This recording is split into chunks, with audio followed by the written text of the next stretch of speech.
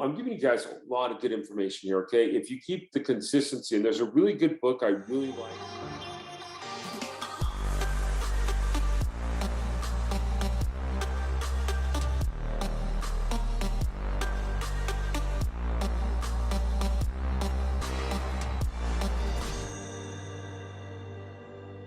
Hey everyone, it's David here with Surplus Fund. I want to talk to you about getting involved in state funds and what state is right for you. So the number one question I'm getting on my YouTube is, hey, I looked at this state or I looked at that state. I'll give you some advice here, but before I go into today's knowledge about what state to pick, do me a favor. If you've not subscribed to my channel, come on, what are you waiting for? Subscribe to my channel, click the notification link. I'd love for you to be one of my lucky winners. All right. Let's go and get into this. So I want to start off with today with a flow chart, and I want to go over state funds with you chart that I'm going to be going over today. Okay, so it's a simple little flow chart. So first of all, you have states, some allow 10%, some allow 5%, some allow whatever percentage you want. So what I would do is I would do something as simple as Googling the state that you're thinking about and just putting unclaimed funds and contacting them. So let's say you want to work, and I'm just making up a state like Washington unclaimed funds. Okay, here it is right here. And then what I would do is I would get on the website and I would go ahead and see how the unclaimed funds work. And then there's usually frequently asked questions on most of these. And I'm actually wasn't planning on going here. So frequently unclaimed property includes, how can I prevent my property from becoming abandoned? You know, do I have to pay a finder's fee? No, you do not have to pay a finder's fee. Neither the state of Washington nor the Department of Revenue charge a finder's fee to find the unclaimed property data or file a claim. You can search for this on your own. There are assets companies that offer a fee-based assistance with finding property and filing claims, but you are not required to use them. These companies are often called asset locators, fee finders, air finders. Okay, that's great right there, because it's not saying you can't do it, it's saying you don't have to work with them. So right there, that's saying that you can work with the finder, and that's great right there. So I would still contact the state, and I would go ahead and ask them if I would first of all like do some names, and you can play around with names here and see if there's anything. Like I put in my last name and I search. I was gonna say nothing came up, and then I might just call and say like, hey, I'm interested in this property over here. Give them the property ID. Say you want to put in a claim for it, and see what they say. Now, with that being said, at the very end, just say, by the way, I had a property locator contact me on this. Do you work with property locators? And I'm going to get into the script here in a minute. See what they say, see how they work. And again, I've never worked Washington State. I worked some states. Washington is not one of them. California and Texas are the two main states that I've been involved in working this, okay? But it's as simple as that. Okay, this website right here, it's pretty popular. You click on this and you can click the state and it will give you the state. So say you want to work Kansas, you click on Kansas, it goes right there and it clicks that for you, and it's pretty well it's pretty well known. So you can look at the URL and go ahead and do that. I've used that at finding properties. I know in Warriors we have a whole database of all the states and their links and their copy lists. Now you're going to contact the state. As you contact the state, one of the things, this is one of my teaching tips I give, I tell people to find 10 people you know and get them paid. This could be your mother, your father, your sister, your brother, your cousins, and look them up in the database, just kind of like what I showed you. Even if you get nothing involved in that, like you get nothing out of that, I should say, still call them and let them know. It's going to get you in the process of knowing how to tell people your script. It's going to get it all really good there. Okay, so these are three things that you're going to do. You're going to get started by, you're going to contact the state, and you're going to find 10 people that you know, and this is getting started. Now you have a decision to make. Why would you not go with the state? The state I just showed you, Washington, they were giving me under and over $100. I would not like that. I'd like to know that if I'm working something, I like to know, like here's one of the states, like on this one, it's the 247th file, and it gives you the amount, it gives you the date it was reported.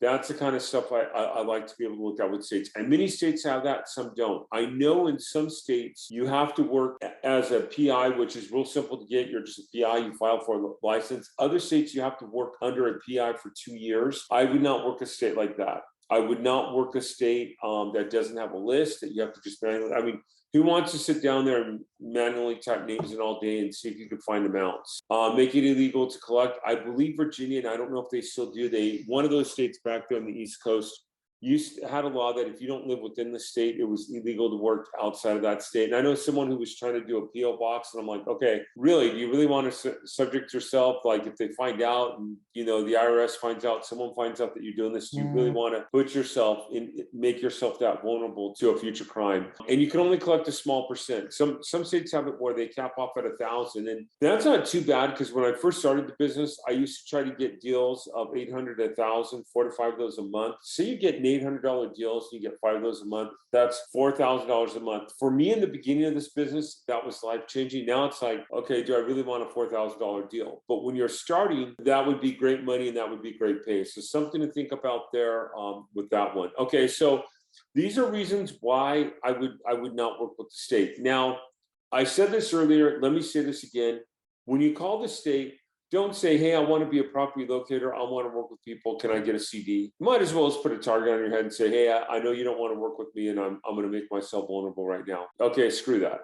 Okay, get that out of your head right now. What you should say is, like what I was showing you on that one lead on Washington, is, hi, I've got this lead. What is the protocol for collecting?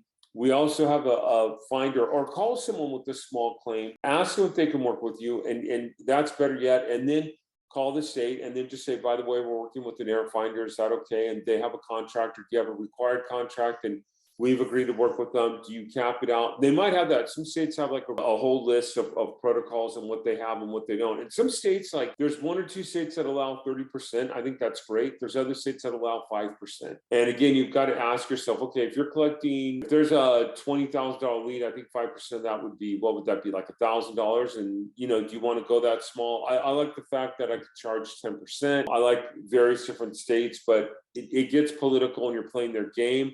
You've got to play it. Now, states will get more friendly when they see your name out there. Like you're helping people get paid. You've done 3 or 4 claims. You've contacted them a couple times. You learn their name. Hey, John, I spoke to you the other day. Or hey, Virginia, I spoke to you the other day and you were great. And I always flatter people when I talk to them, because I'm sorry if you're a government worker, but when you call government workers and you're trying to get information and they know that you're working a side hustle, they don't want to talk to you. They absolutely do not want to talk to you. Okay, states that you do want to work with, can you get a list of unclaimed property? Can you put this property under contract, and you have a system that you could follow to get them paid? Now, I have a number of people that work Wisconsin, and Wisconsin was allowing 20%. They had contracts, they had all sorts of things. They just changed their rules. They just sent out a letter the other day. You can only collect 10%. That's still not too bad on the higher claims. I would still work that. This is one thing I don't like. You have to put in the contract that they don't have to use you, that they can go around you. And you have to use the verbiage that they have in the contract on that. Like you can go to the unclaimed property division and claim this without. Now, I would still work that state, but I would be unhappy about that. How and what do they want? They don't want air locators working. They want to. I think they want to keep the money and make interest on it. One of my clients, and we're working a California claim right now, great guy. And it's been in since July. Everything's being processed, and we're in December. This is December of 2021. He reached out to me, so I called him to let him know that the claim was still being processed. And he said, California just wants to get this money and claim it, and it's a large claim. It's something like a $40,000 claim, or $33,000 to be exact. I think I'm getting $3,300 on it. And again, it's been since July, so July, August, September, October, November, December. We should start seeing something in the next 4 to 6 weeks. And I told him that, and he's like, yeah, they're saving all this money on interest. And I'm like, yeah, you nailed it right there. And a lot of people say, well, I won't work a state that you have to wait that long to get paid. Well, here's the thing. Okay, say I get paid in January and I do 3 deals in July. In January, I get those 3 payments. Say in August, I do 4 deals. In February, I get those 4 payments. So eventually, if you keep the consistency, I'm giving you guys a lot of good information here, okay? If you keep the consistency, and there's a really good book I really like. Really, I recommend a lot of people, and you can't listen on Audible, at least when I read it, you couldn't.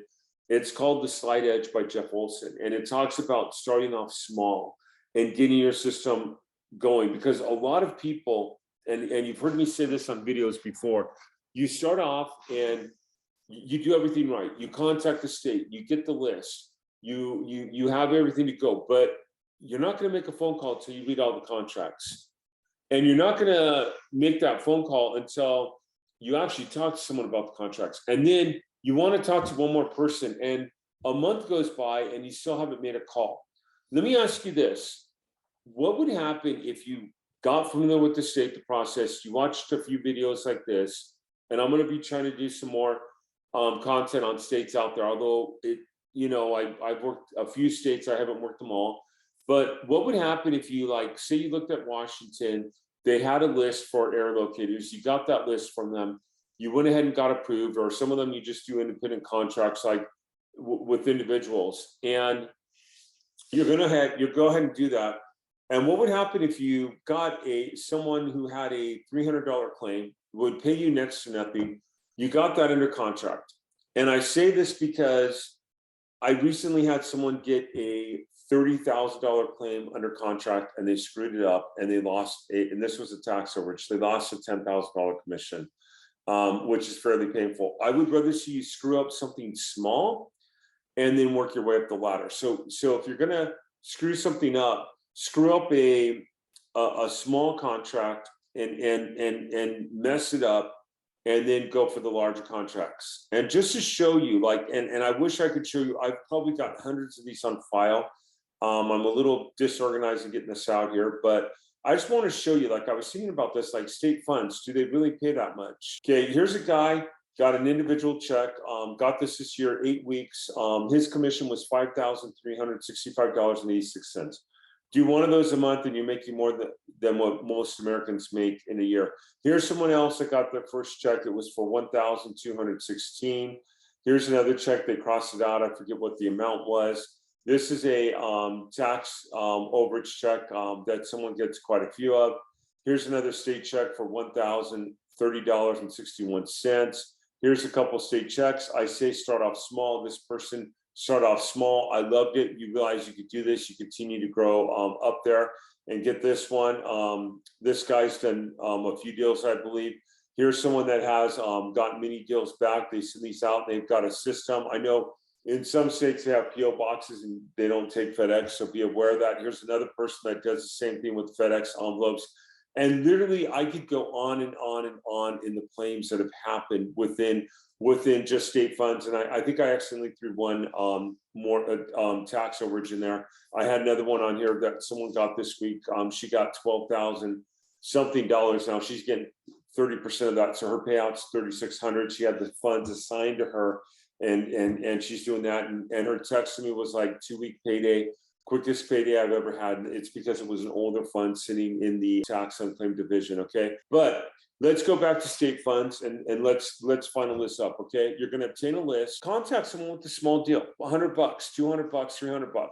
Get the property under contract. If you get paid, you do everything great, fine. What I like to do is I like to sometimes email the state and say, hey, here's what we're doing. Here's the contract. Is this okay? Some states allow DocuSign on contracts with you and your clients. Others don't.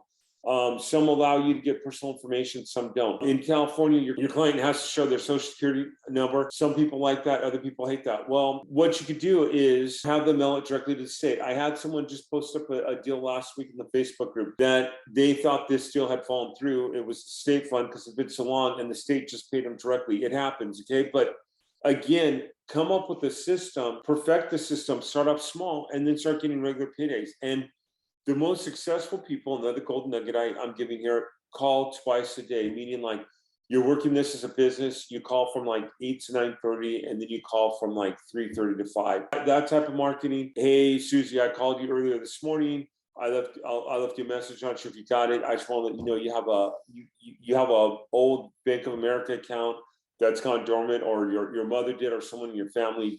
Are you aware of this? Can I help you claim this? And you get familiar with that script, and you go on and you get a system, and you develop this system. And like when I look at this was this guy's very first deal, the 5,000, and I thought it was a little high at the time.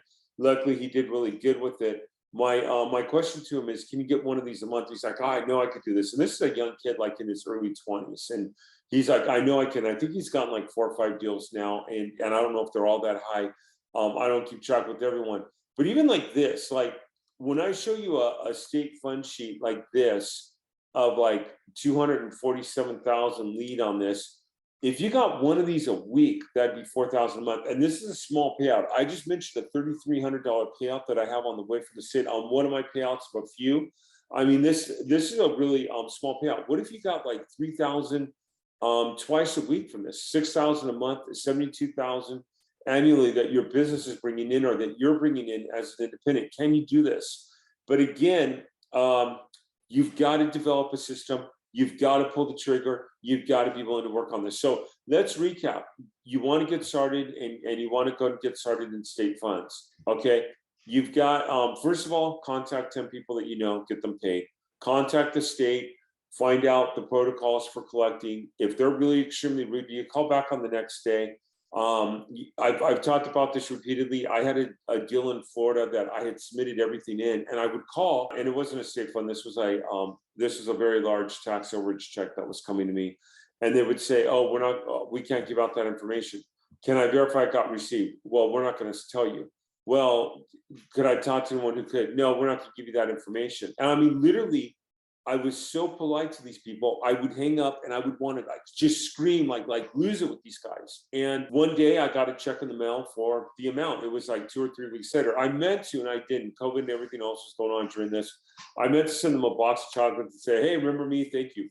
What I have noticed though is as you do deals and you get people paid and you're dealing with these guys 2 or 3 times, and send them something, send them a thank you note, send it to the state if you can. What's going to happen is you're going to continuously be getting people paid, and it's going to happen where people, more and more people are getting paid, and it's going to be a nice little system for you. So you're going to develop that system and go from there. So contact the state, ask them directly, find out the protocols, start calling people, and start up with the system. Hey everyone, I want to thank you for this video. Do me a favor, if you liked it, go and give me a like down below if you would.